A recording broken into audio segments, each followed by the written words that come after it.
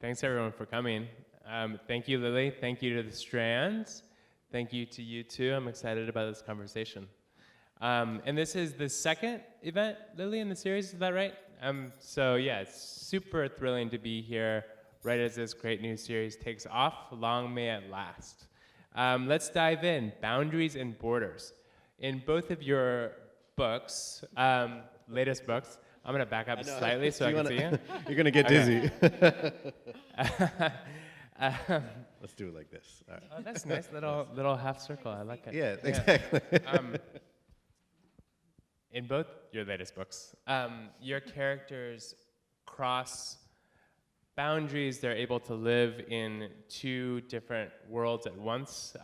In the case of Ways to Disappear, the main character, Emma, is a translator who lives in the English language and also in Portuguese, and she soon seems to abandon her own life to live in the life of her author.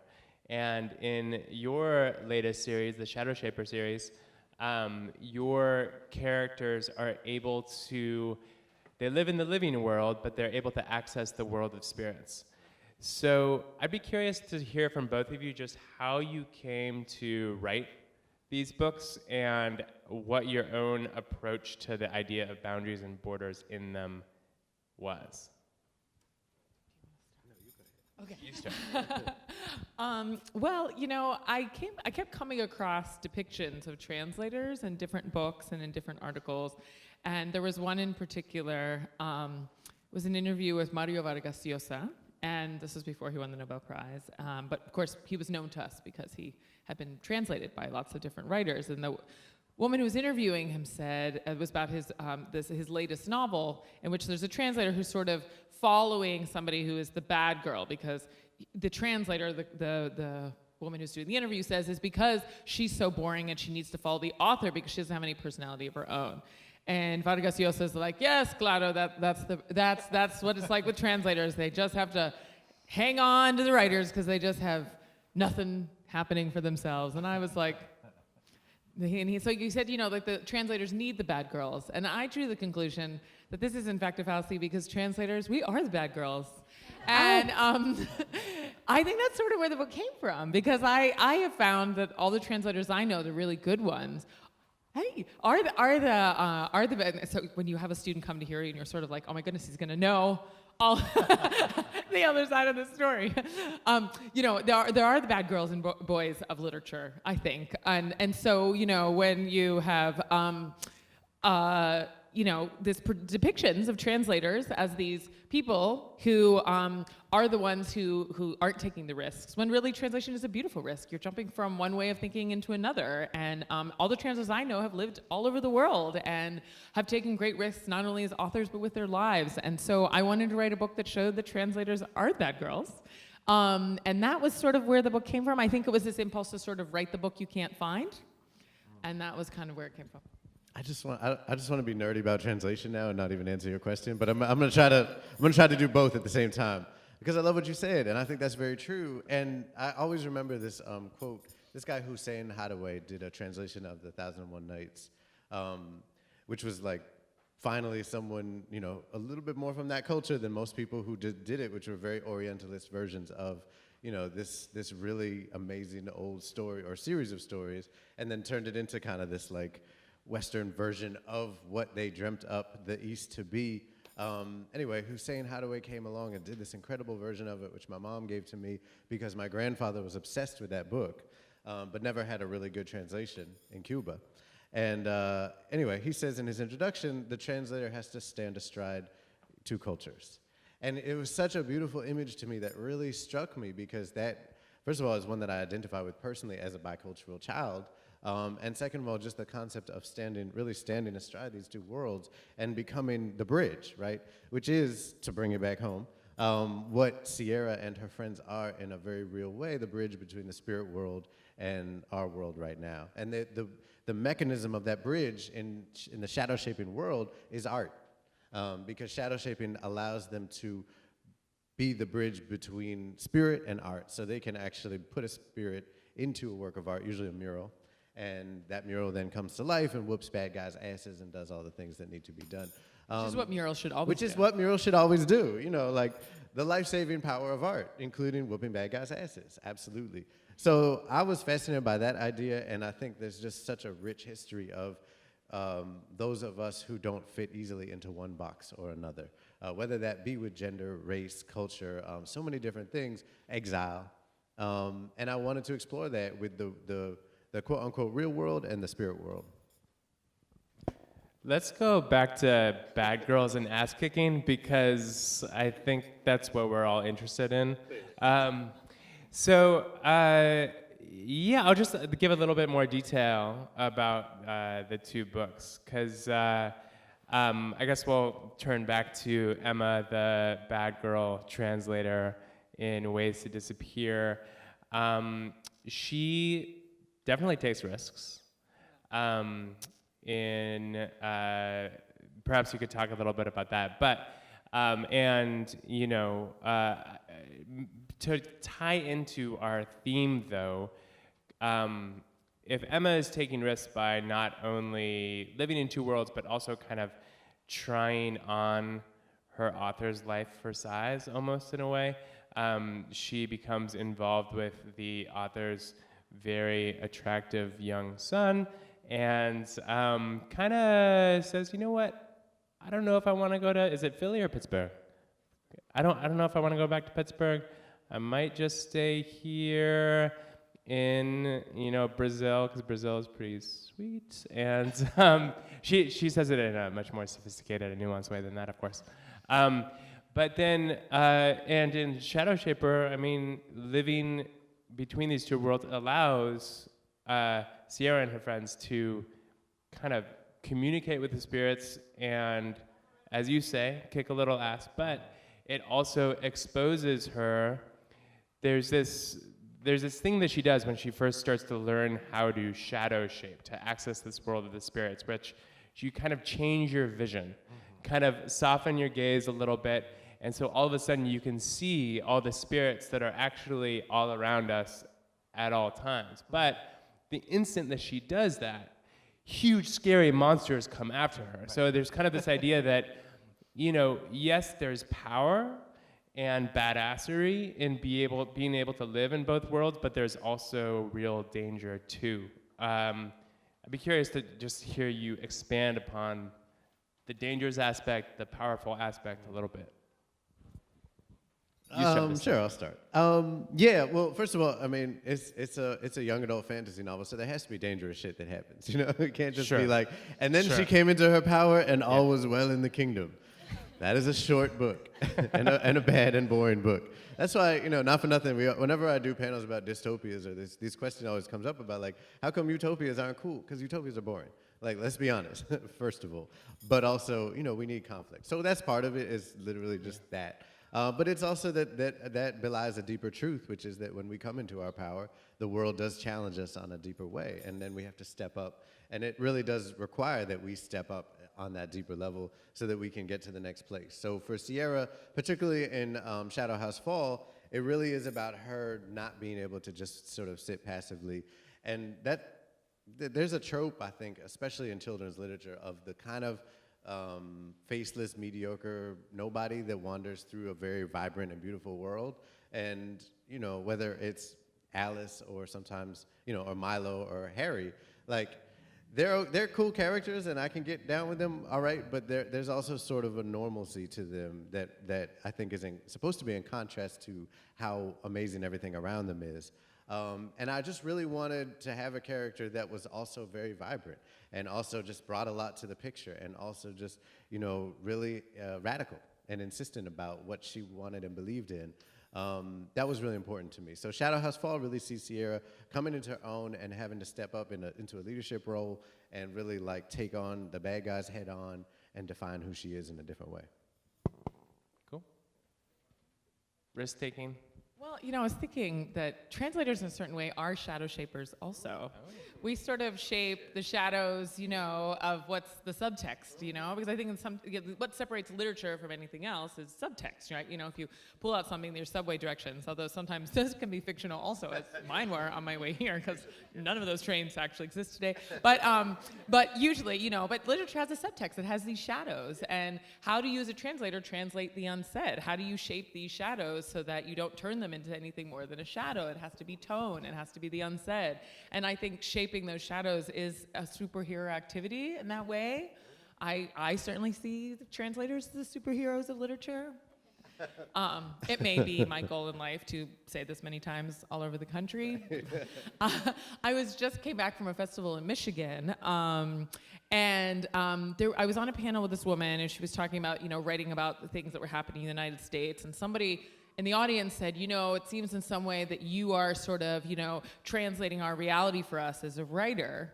And it's always interesting when people talk about, use the metaphor of translation for the self, translating the self, that, you're living in the United States, and so she's translating the United States for the United States in a way. Mm-hmm. But that doesn't really make any sense, And I also wonder, I've had this happen in a number of events where people say, we want to know what American is going to tell us what's happening right now in the United States. What American will be able to reveal ourselves to ourselves? And I was like, no, you actually need like a shadow shaper person to like see the mural somewhere else and then see the shadows and translate it from another country. We're not the first country that's had interventions in our elections. We're not the first country who half the country is divided. So it's been really interesting to see how, in a moment where we could say maybe we can connect with books that we wouldn't have related to as a country before, but now we can relate to them in a new way and revisit our exceptionalism as a culture. Right. Yes, please. But instead, I feel like I keep encountering this sort of hyper-exceptionalism, that we've reached a point in which we are actually even less likely to see ourselves reflected in us because we become even more special in our dysfunction, as opposed to our exceptionalism is our dysfunction. Right. And that if we were more open to international literature, we would be at a deeper place than waiting for another American to reveal ourselves to ourselves. Well, I think a lot about the idea of crisis, like as a literary truth, that we wrap all of our stories around some form of crisis, turning point, whatever it may be, and then as a political moment. And the idea, I love this notion of crisis as something that sort of ruptures all our dominant mythologies, right? Yeah. Which creates a vacuum, which then allows us to see all the different powers that be, so to speak, rushing into that vacuum to fill it. And absolutely November was a crisis in that very real sense, in that, suddenly lots of people's mythologies about who we are and what we represent were thrown up into the air and became up for grabs.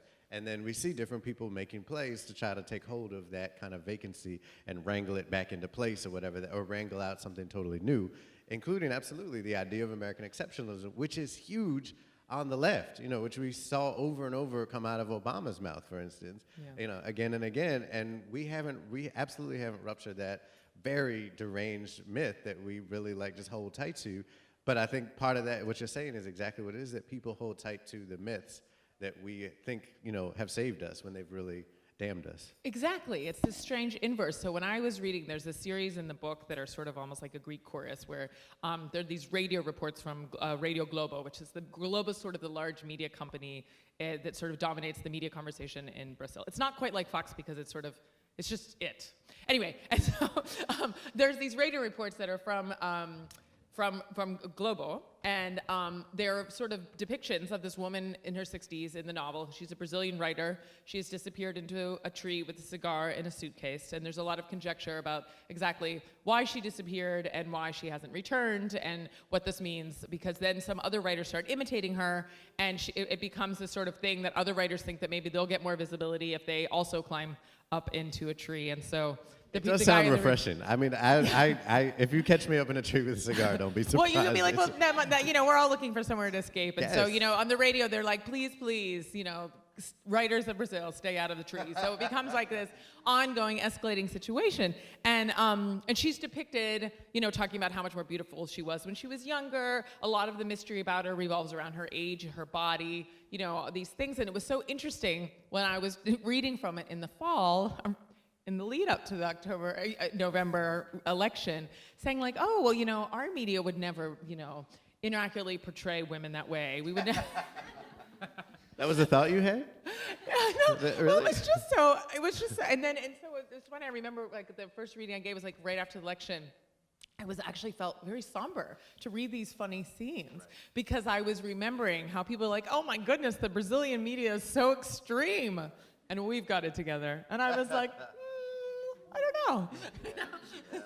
So it was interesting to see that the shift that people thought it was fun to read this book in Brazil and assume that these misrepresentations of women who are sort of reduced to being seen in their sort of physical bodies and more than anything else would be something that wouldn't happen in our own media.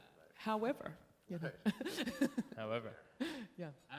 while we're on politics, Are we though? I mean, like, as you said, like, we're gonna avoid the thing that can happen with every conversation since November, where that becomes the only thing we're gonna talk about. So let's get it out of our system a little bit. Yeah, that was I'm done.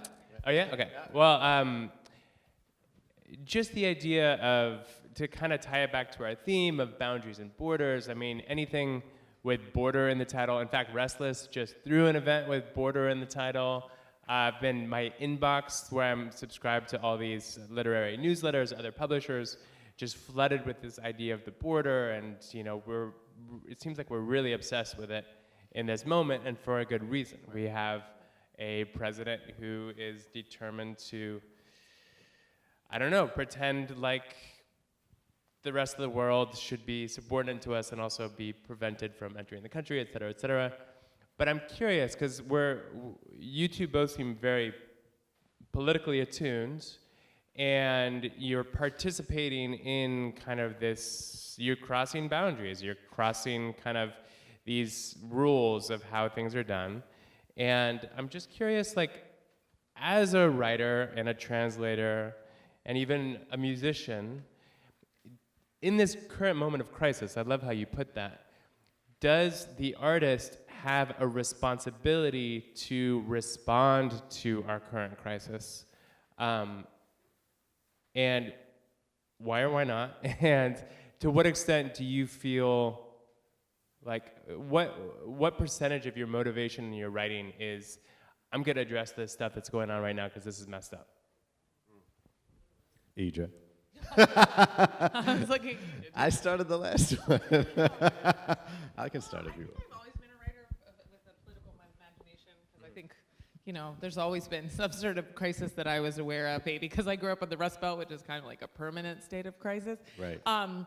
And so, but something I was thinking about recently in this regard, was, what writers we could look at who are working in other countries. For example, would people say, what's going to happen to American education if there are more religious figures and Betsy DeVos and sort of, all these things happening? Well, look at the literature in Chile, where the country was divided. It's been 25 years since the Pinochet dictatorship, right? On the street where my husband grew up, and I've spent a lot of time living in the house, everyone knows who was a Pinochet supporter and who wasn't. People know whose children are descendants of Pinochet supporters. And I think that will happen in this country too. You will know. I think that enduring divide will lead to who marries and who dates, and it will lead to mistrust. And I think it is a divide that will affect the American imagination for a long time. And so to understand what that's going to look like in 25 years, we can't forecast that. But you know what? There is a country that has already had that happen for 25 years, and wouldn't it be revealing if we, read more Alejandro Zambra, or, like Nadia Velázquez? Like, I just think there are a lot of writers, the poems of Vida Hernandez, who has an amazing poem about the varying relationships to the Chilean flag, and she has this great series about it. And I kept thinking about it when there was all this business happening with the monuments and who can go on their knee and who can't go on their knee, and is dissent a form of patriotism? And although we have works that are about that are powerful, I also think it can be interesting to see how other countries who are questioning what patriotism means in a moment of crisis, it can be interesting to see what literature is happening there, And so that's, I'm more inclined to look at those poems and say, well, okay, well, let's look, how does this poem last? That was questioning, the flag as a symbol in a country that was also in the wake of a period of crisis. But then, speaking of American exceptionalism, we would have to acknowledge that America is part of history and part of the rest of the world. Right? So God forbid. That's the problem. Yeah. Anyway. Yes.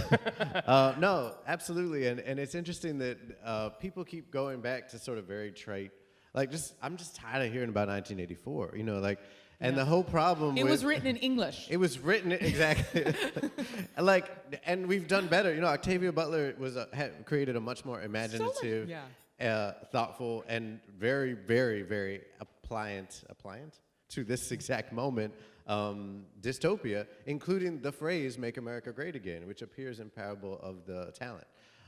Yeah, so she was forecasting all this stuff, but we got to look at the white dude, you know, from England that told us something, you know, which I just think there's a lot more there, including things that have already happened. Like there's so much history to these types of events going on and how people have survived them. And that's really what we need to be having the conversation about is how do we survive? How do we get through this with our souls intact and our lives still present, right? That's the question we need to be asking. 1984 doesn't answer that question, not for nothing, because he dies at the end. Sorry, spoiler. But I just think that's an important note. Like that matters. And that comes back to your central question. And I love that you use the word responsibility because that's a word that I've been thinking a lot about. And I think it really is important that we start to frame it in terms, we should always be framing it in terms of responsibility. Partially because as soon as we slip and don't, people come at us, including a lot of folks in the free speech movement before it got completely taken over by Nazis. There was a lot of arguments in the book world about whether or not we were telling people what to do by asking them not to put happy enslaved people in books. And to critique that became, you know, oh, you're infringing on free speech. And, you know, ultimately we're asking fellow writers to be more responsible, particularly if you're writing for children. And that's, I think, not too much to ask. I'm not trying to tell anybody what to do, but I'm saying this is how I will respect you. And this is how I think, you know, if we're going to put ourselves out into the world, this is a responsible and respectful way to do it, by not trying to continue the legacy of acting like slavery wasn't that bad. First and foremost, that seems like a basic thing, but suddenly it becomes about all this other stuff because what? Because it's an uncomfortable conversation. So yes, it's about being responsible. And then I think it just bears saying that as new and horrifying as this is also not new at all. This has a legacy in the entire history of exceptionalism and of everywhere that we've ever been. Every word out of his mouth has been said before. Sometimes it's been said in private rooms, and that's the only difference. But ultimately, the same people suffer. Maybe it is more now, absolutely, but we have to deal with that because if we keep acting like it's something, you know, that totally just came on the scene as a total abstraction, you know, in American culture, that's how we got into this mess in the first place, is by not confronting American exceptionalism right for what it is, white supremacy in our culture for what it is. I mean, the fact that people were kind of caught off guard about there being such entrenched white supremacy is the problem in itself, because a lot of us were ringing the alarm bells for decades. People always take, you know, Shadow House Fall is implicitly about and explicitly about protest, street violence, state violence, kids of color taken to the streets. And people are always like, wow, it's so topical for right now. It's like you ripped it from the headlines. And I'm like, no. First of all, I wrote it 2 years ago. Second of all, police have always been killing unarmed black folks, as long as there have been police and unarmed black folks. Like literally, the dawn of this country is from that. So there's that. It's that, you know, people brought the crisis, the moment of crisis, to the streets. Literally, I mean, I remember marching right outside here and laying down in the middle of intersections so that people who didn't have to deal with that crisis would know that it was a real one. And I think that is the job of the writer. That is our job as an artist in a time of crisis, is to bring that crisis home to folks who otherwise would just be going about their business. Well said. Shit. Got me riled up. I'd be curious, Daniel, to hear a little bit more from your perspective of what you see as like the current trends in young people's literature that you see as positive ones, and what you think we might, like the general reading public, like people who are browsing the kids section of this bookstore, what are the unacknowledged assumptions that maybe we should start to interrogate a little bit? Well, it is a really exciting moment. I mean, you know, 3 years ago, a movement led by women of color writers, who are the most vulnerable people in the industry, really stood up and made a change. Just said, we're not taking it anymore. And collectively, we all raised our voices, and because of that, the bookshelf looks radically different and radically more honest than it did 3 years ago, and that's incredible. Of course, there's a long way to go, so I think that's important, but along with that change, what we've seen is much more nuanced portrayals of who we are and what the world is about, right? So there's multiple narratives in YA about police and state violence, whereas before there was a single narrative. That's amazing, you know, like, and they're all coming at it from different perspectives, and they're all in conversation. That's what we been needed, but we got it much more now, and that needs to continue. It can't be at the cost of other nuances, right? So we can't lose sight of intersectionalism as we move forward, and that's kind of sometimes the easiest thing to do, is be like, well, we're here now, we can stop working. We have to continue to lift up each other. Obama won, racism is Obama over. won, right, wait, the bookshelf is diverse, goodbye. You know, that's not how it works. It's still an incredibly transphobic industry. It's still an industry that erases huge swaths of people. And it's just very heteronormative gender. Heteronormative, absolutely. Like, all these layers are still at play, and we still need to be confronting them head on and dealing with them. So I think that's where we can kind of just miss stuff, is that there's a way that, look, we get tired, you know, people get burnt out. So it's not to say don't celebrate, right? It's to say the celebration is ongoing and the struggle is ongoing. And I think if we kind of like ease into that truth, then it stops being such a like jerky start and stop, like, oh, because we constantly get, you know, even a couple months into the We Need Diverse Books movement, we had people being like, all right, we did that, that's cool, you know, that was last year, great. You know, it's literally like, literally saying it to my face, like, this is a real conversation that gets had. So it's like, you can't sleep, but you can't never sleep because you gotta rest, you know? So I think you gotta write another book. And that's part of it too, is that you have the people that are supposed to be writing books having to be out there kind of defending ourselves and explaining, you know, why some shit isn't okay, which is time that we're not writing, you know? So we also need other people to jump in, which they've started to, which is dope, you know, like people in the publishing industry getting involved on different levels. And that's a huge part of this conversation, because the writers are the most vulnerable folks in the industry. We're the ones standing out in the front. We're the ones who don't have a steady paycheck. So, you know, but other folks are the ones who are like, oh, I gotta protect my job. I'm like, you have a job. Like, okay, I write books, that's my job. So there's all these layers to it. But mainly it's like, jump in there and be a part of that conversation, because it's a beautiful one, and it's happening now in a way that is unfiltered and not about like PR or all the other kinds of bullshit that it used to be about. And as far as international literature goes, and, you know, broadening our perspective to other literary traditions, other cultures, et cetera, what do you see as kind of positive trends that are happening, maybe unacknowledged negative trends, or what should we be watching out for? What can we do better? Well, Elliot Weinberger has a great essay where he talks about how in moments of self-questioning is when the United States has been most open or eager to read other countries. So there was like a huge boom of interest in literature and translation during and after the Vietnam War. And I think that happened in the United States also with the Iraq War, but then we've just had, you know, and then there was Afghanistan. There's like, it's somehow just from Iraq War till now, there's sort of, it's continued to be a moment of self-questioning as a country. And so I think whenever there's this moment of reckoning, there is this sense that we're not in a moment of pride as a country for people who read literature. We have to lose a war.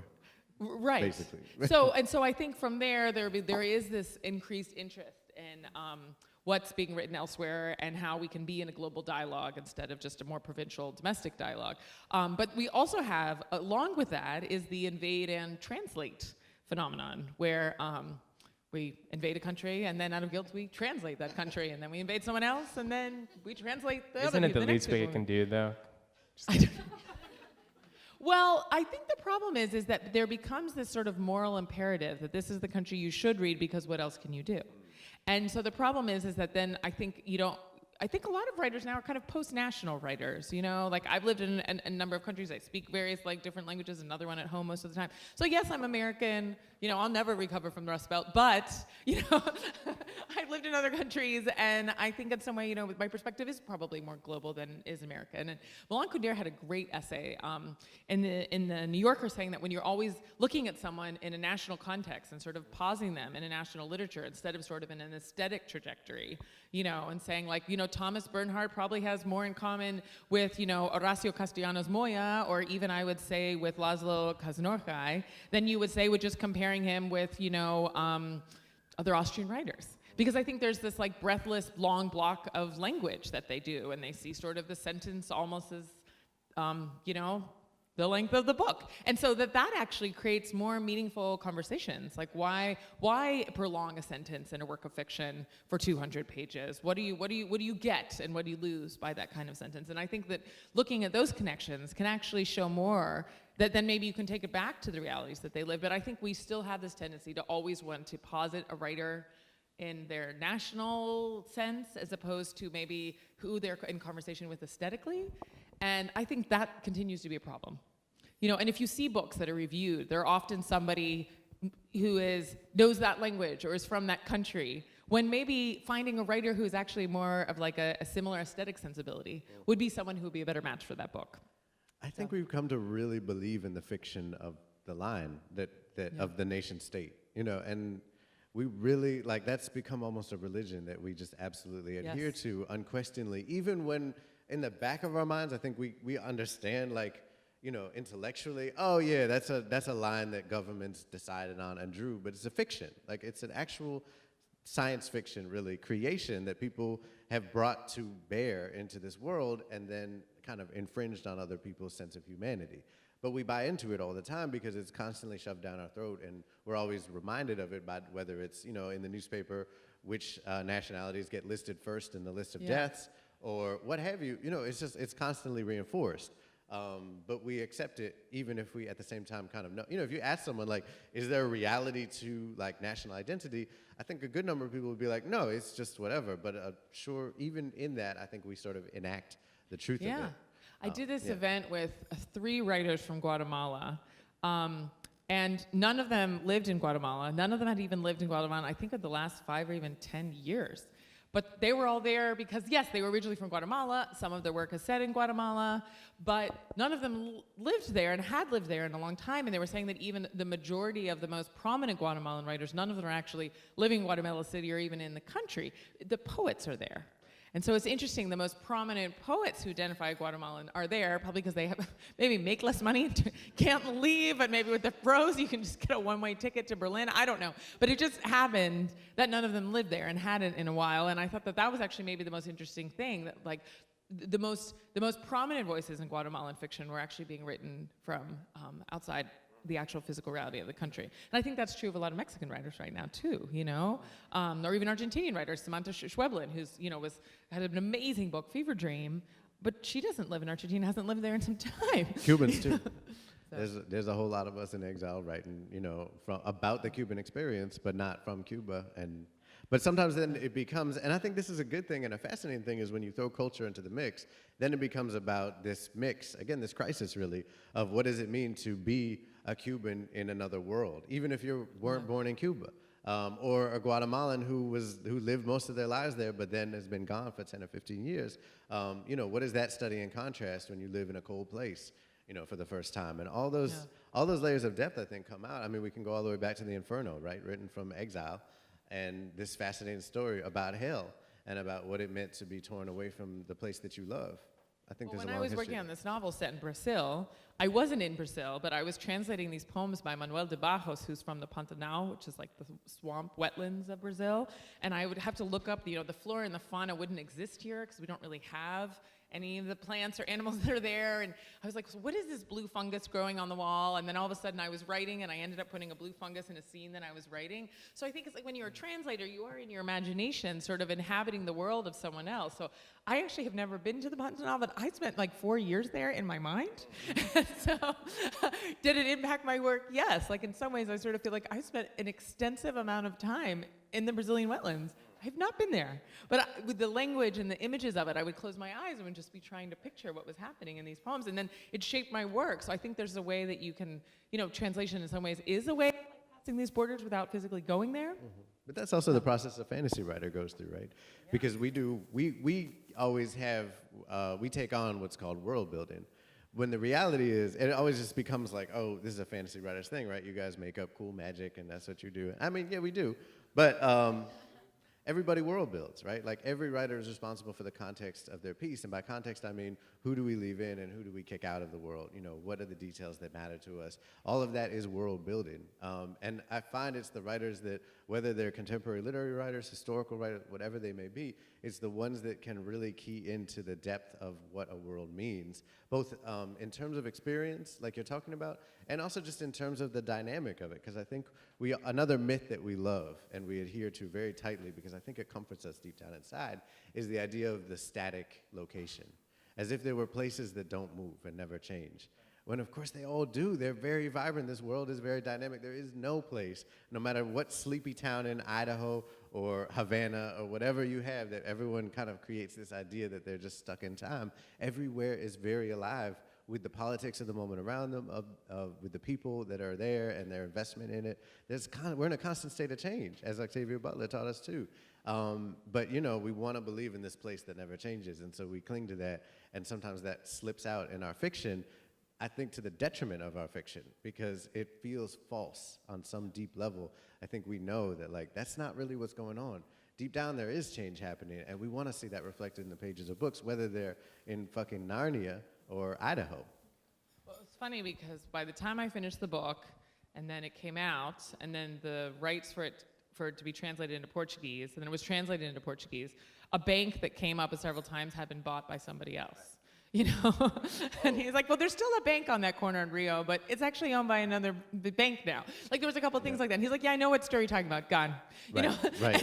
It was only like a matter of a couple years, Yes. but those things change. Shadowshaper, You know? as I was editing it, Brooklyn was gentrifying very quickly, and I was literally updating it over the course of editing it to keep track of what was happening. At one point, there's a coffee shop that I made up entirely on Bedford where all the characters go to hang out and talk trash and scare white people, and that shit was not real when I started writing, and it is there now. And I'm like, Summoned it. You apparently summoned it. I did. And now I go and hang out and do just that, you know. You're like, I made you, Captain. Right, I did this shit. I'm gonna walk in there one time and make a fuss. Like, You're welcome. yeah, thank you. Good night. You're like, I ordered this, Captain. I'd like to go back to the idea of mold. Well, Mold? really the idea of how to capture an idea of something that you never experienced yourself, or on the flip side of that, you know, Emma as a character struggles with how to translate like an experience that would make sense to people in Brazil or a certain place that wouldn't necessarily make sense to Americans. I think there's a phrase for it. It's in one of her definitions, I think, that are peppered throughout the book, where it's like the amount of compromise that you're willing to make in order to foster understanding.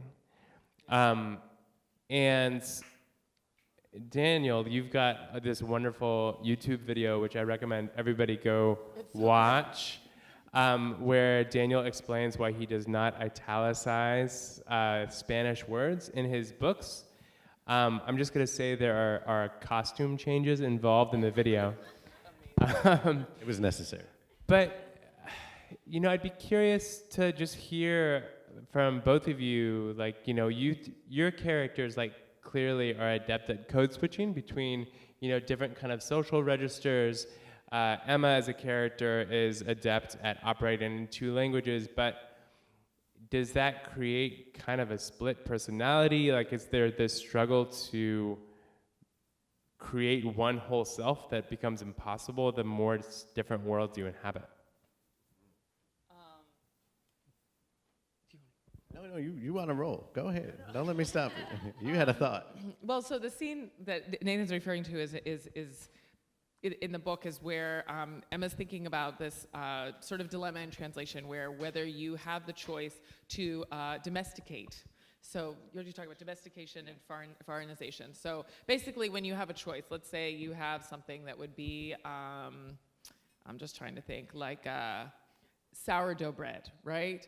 And you're writing about a country where there isn't any sourdough bread. Do you keep the sourdough, or do you just call it bread, which means you would be domesticizing it to make it understandable to people there? Or do you foreignize it so that they know the smell and that sounds like the word sour of the place? So it's the question of this always, where do you fall on whether do you domesticize to make it closer to the world the reader knows, or do you foreignize and keep it closer to the world of the culture where it was written? And so I was interested how, as a translator, because you are in this limbo land, and you do it because you're an adventurous person who likes being a floating limbo land person. And so Emma in the novel is experiencing this choice of domestication or foreignization herself, and she's applying it to what she should do with the arrival of this man from Pittsburgh in Brazil. So when I was working on it, I was thinking about how the things that you know from your work life, or the things that you've come to consider as sort of dilemmas that you know professionally, how you then sort of incorporate those values into your actions in a personal life. Because I think we spend so much time working now.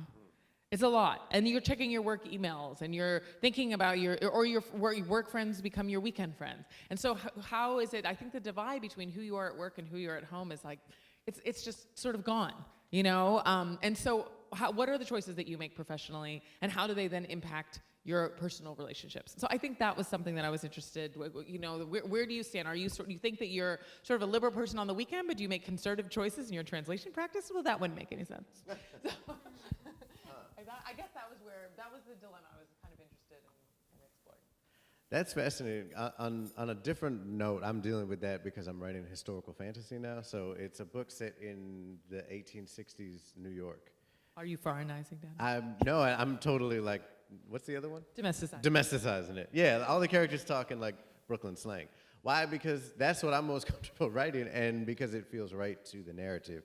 And I think, you know, when we look back on historical fiction throughout the ages, that's kind of the choice that's been made and adhered to a lot that makes sense, you know, all the way back to Shakespeare. And I think there's something really powerful about the nuances of conversation and flow of the way that we talk in the poetic vernacular today, and bringing that to decontextualizing that and kind of seeing it in another form. Having said that, then there are these beautiful turns of phrases that I always kind of mourn losing. Like when I'll watch Spanish movies and the subtitles are always trash, you know, like they just don't, right? Because there's such poetry to Spanish that there isn't to English. So when they say something like consúltalo con la almohada or whatever, which is consult with your pillow, which means sleep on it, they'll just make it sleep on it. And it's like, that's not the same thing as having a conversation with your pillow. You know, like that's so much deeper, but you just fucked it all up by, you know, anglicizing it into sleep on it. Nobody cares, right?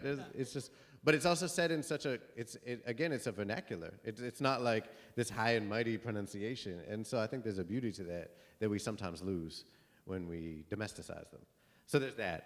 In terms of characters, I think it's really interesting because yes, there is a kind of divided mind that can come out of that. And it is dangerous in a way to have to code switch, but also what I really see more than that is just the fluidity with which so many of us have learned to do it and just make it a part of who we are, so that it really feels more like the world is broken and we are whole within it, you know, holding on to these multiple layers of language and stuff, which is why the italicized question is so important, because bilingual people don't shift in our brains when we're going back and forth between language. You know, it's a very fluid and beautiful kind of poetry that happens when different words will pop up. So the italicization just brings attention to it in a way that feels very false and kind of othering. There's a character in the Shadowshaper Cypher, Desmond Pocket, who's a Jamaican lawyer, and he, you know, speaks patois, like very deep patois, all the time, to the point that some characters have no idea what the fuck he's saying. But when he goes into lawyer talk, he slips easily into non-patois English. And the transition back and forth is completely natural to the point that he doesn't recognize that he's doing it. Other people are like, wait, what's happening? You know, like it throws other people off. But I think there's a beauty to that speaks to the immigrant experience. It speaks to the experience of just being of color in a country that is insistent upon its whiteness. And then how to survive that means finding fluidity and wholeness within a world that insists on all these different divisions. I think there's also something really fascinating that happens just when you use a word in another language and you move it. It doesn't always have the same meaning. Right. You know, and so if you translated the word, you put it back in English, it actually wouldn't mean the same thing. And I think that can also happen into other languages. So, for example, in Chile, whenever people will be like, "Oh, qué heavy," you know. But it doesn't, we wouldn't actually say heavy that way. You know, like if somebody tells you a story that's like really like gets you and you're like, oh, you'd be like, oh, está muy heavy, you know? But like, we would never say that. It doesn't make any sense. And so they appropriate the word heavy to say something, make it in Spanish that we don't actually even make it say in English. I might start saying that. That's pretty cool. Actually, I do say it, but maybe that's because I speak Spanish. Well, right. But Right. I think English speakers wouldn't just use No, I think you're right. But it's interesting because that also pesadilla, right, is a nightmare. Right. Which is which is a heavy thing. And I've started saying it partially too because I'm really just trying to train myself out of the language of darkness as evil. Because particularly as a writer in the fantasy realm, we're still really stuck on that bullshit. And the anti-blackness that is inherent into this conversation we keep having of the black magic being evil and the dark side of the force and all that other bullshit, that really does get into you. And I think it's very deep how much, still in 2017, that is still a trope that we're like actively trying to detach from. House Fall is very much about holding on to the power of shadow and darkness as something that is really positive and uplifting. The whole series is about understanding the ghost story and the power of ancestry, which again is totally just criminalized and hated on in fantasy literature, as an empowering source of something great and inspiration that really can lift us up. Let's pop it out to the audience. Pop it out to the audience. I don't know what that meant. Brand new phrase. Someone Italicize Someone that. should please domesticize that for me. Yes, italicize and domesticize. Any questions?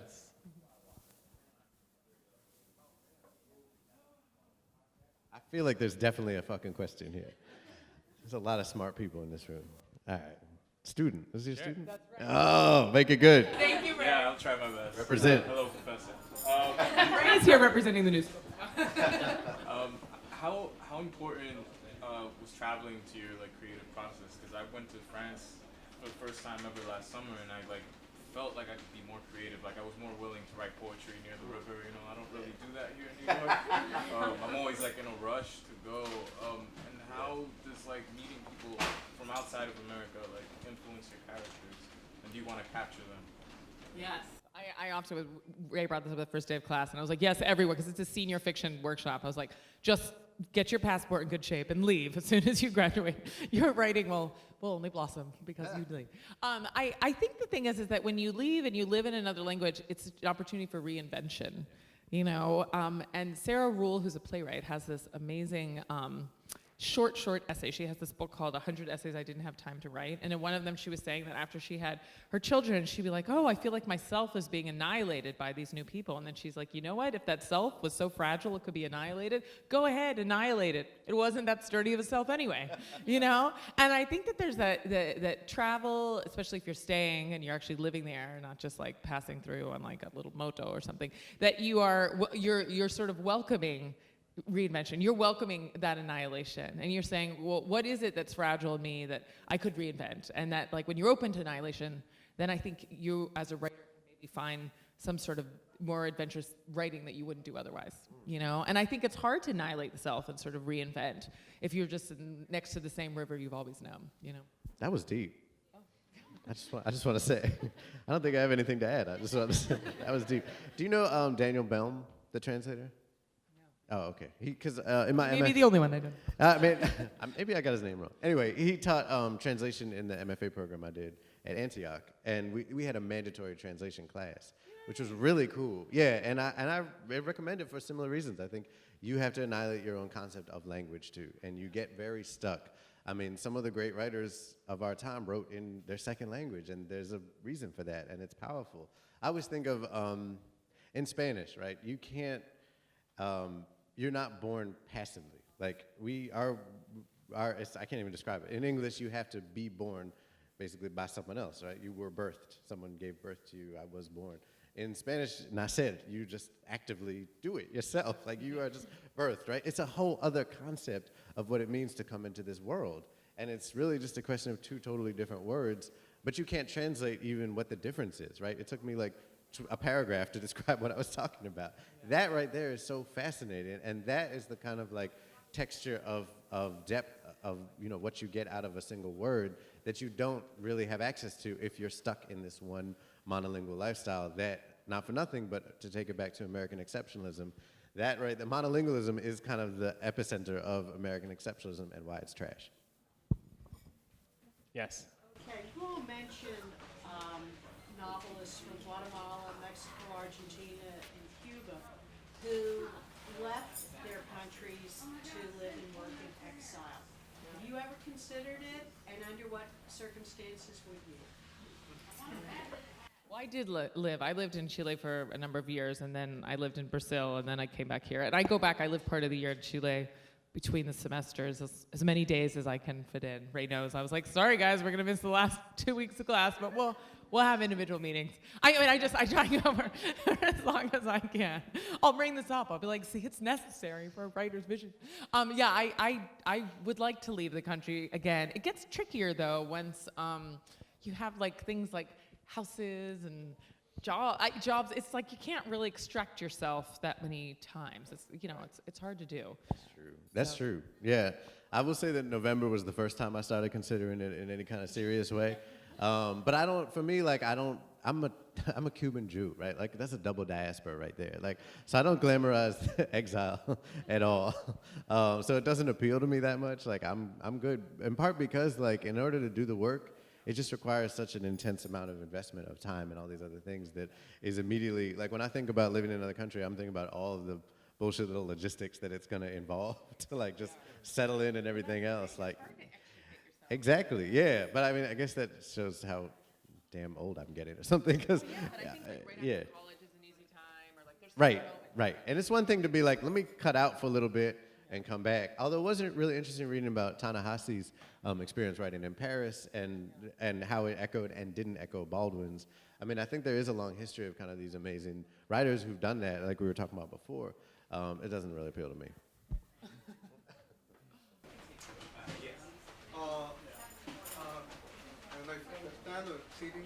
I'm standing already. I don't know if you remember, I interviewed you last year by the phone. Yeah, you look familiar, but the phone goes out. I have such a beautiful voice. Yes. Anyway, so my question was, about these Latin American writers who, move out of their countries and live 20, 30 years abroad.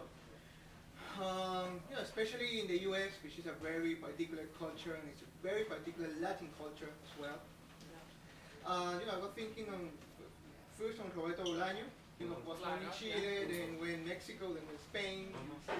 Very universal. He left Chile at a very young age. Yes. It's weird that he's still considered like a graduate. Exactly. You could not pin him a nationality. I was thinking also on Diaz, who has very particular identity. And there's like, I was thinking on this whole, the universal Latin identity, a way to call it. Right. And if this doesn't sacrifice some sort of regional, particular identity that you belong to this random piece of land somewhere by becoming universal. So do you sacrifice something by acquiring something else? I am always very skeptical of the term universal, mostly because I think it tends to be code for white, or for moving towards whiteness on some level, right? I don't think you were using it that way.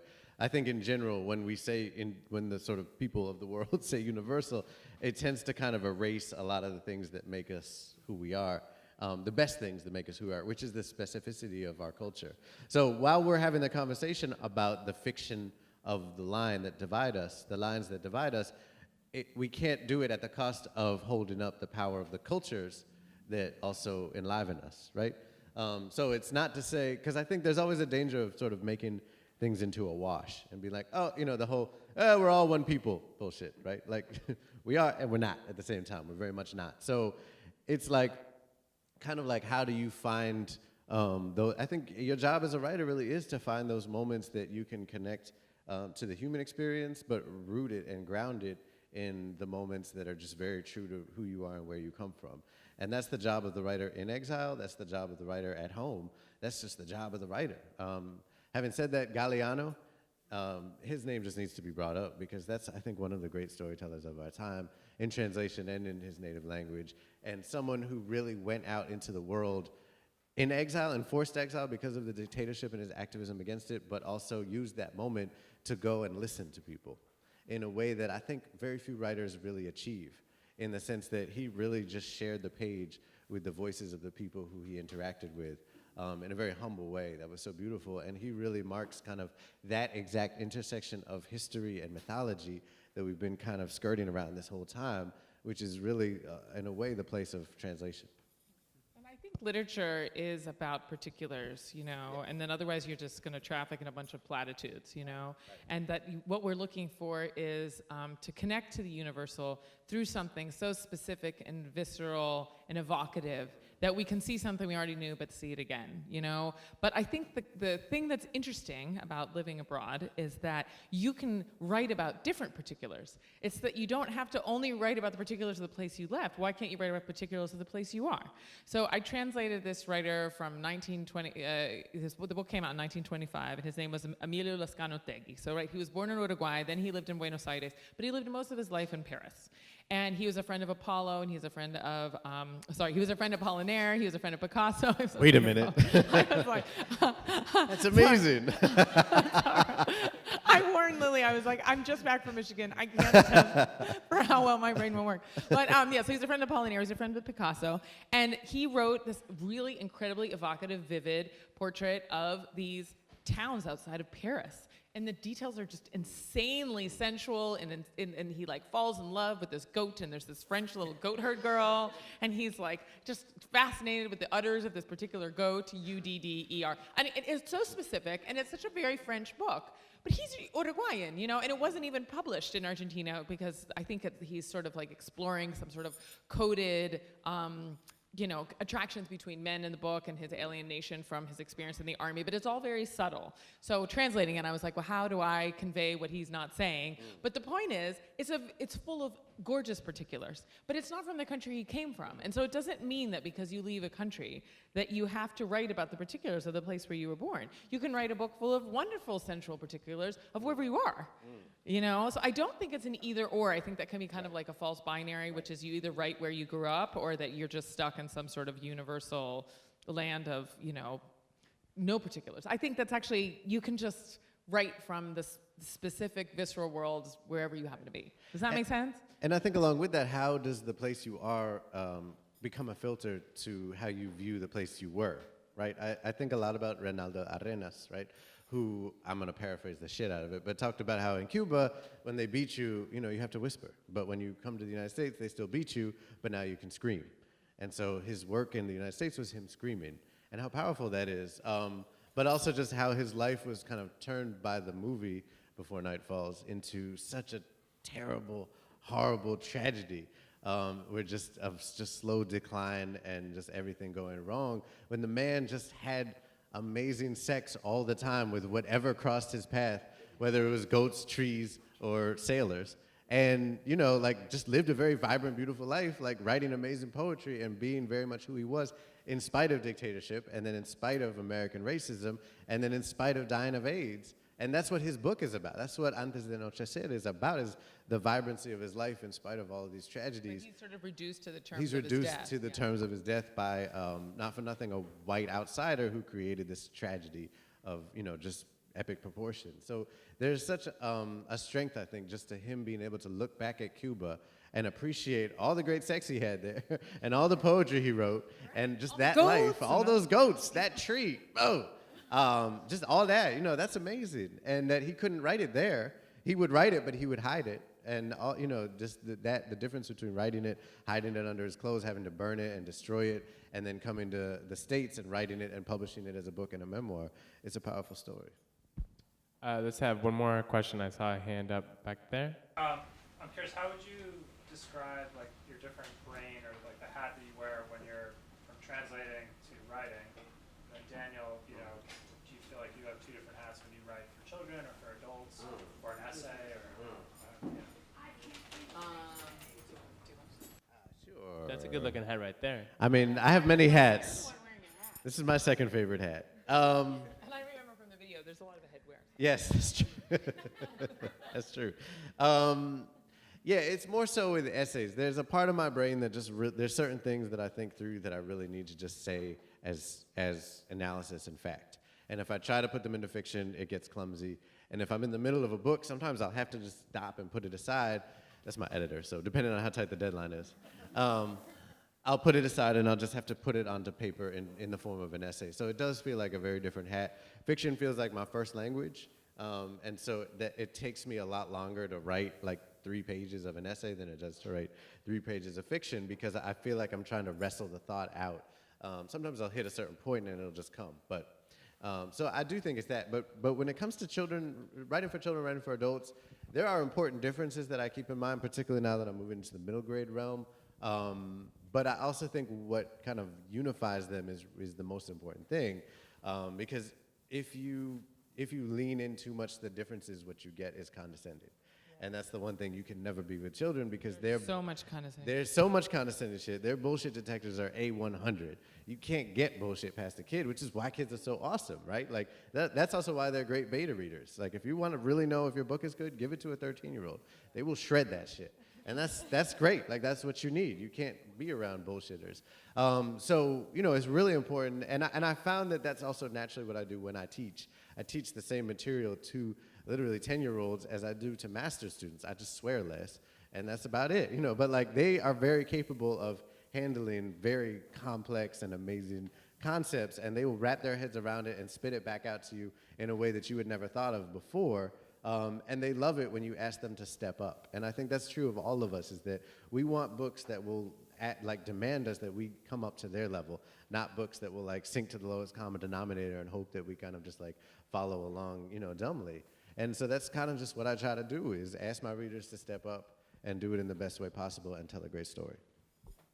I taught translation workshops, translating poetry with kids in Washington Heights who are bilingual, and it was 4th graders. And I thought they were much better, some of them, than my undergrad translators, because I think the undergrads were so much more inhibited.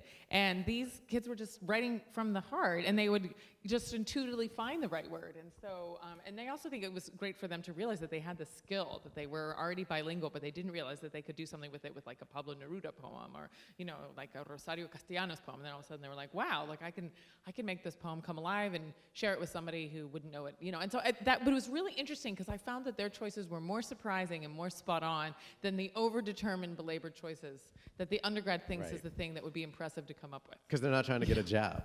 Right? They're just doing it for fun. Right. Yeah. All right, well, let's end on that note. Thank you, guys. That was wonderful. Big round of applause.